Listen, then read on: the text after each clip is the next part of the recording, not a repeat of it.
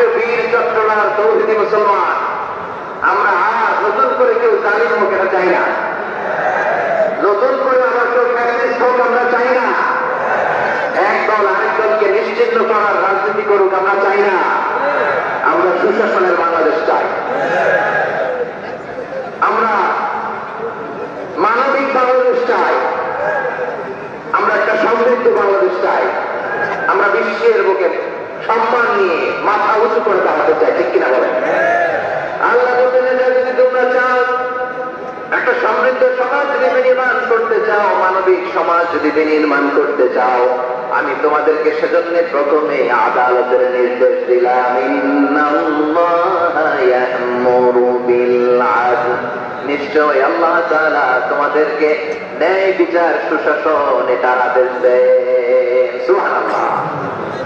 আদালত ন্যায় বিচারের আদেশ আল্লাহ তাআলা কোরআনের বিভিন্ন আয়াতে দিয়েছেন। আল্লাহ তাআলা বলছেন, ইন্নাল্লাহা ইয়া'মুরুকুম আন তু'আদ্দুল আমানাতি ইলা আহলিহা ওয়া ইযা হাকামতুম বাইনান নাসি আন তাহকুমু বিল আদল ইন্নাল্লাহা নি'মা ইয়া'iদুকুম বিহি ইন্নাল্লাহা কানা সামিআন বাসীরা। আল্লাহ বলেন, আল্লাহ দিচ্ছেন যে ব্যক্তি আমানতের হকদার তার হাতে তোমরা আমানত পৌঁছে দাও, আর যখন তোমরা বিচার কার্য করবে, বিচার ফায়সালা করবে, আদালতের সাথে করো। সুবহানাল্লাহ বলেন।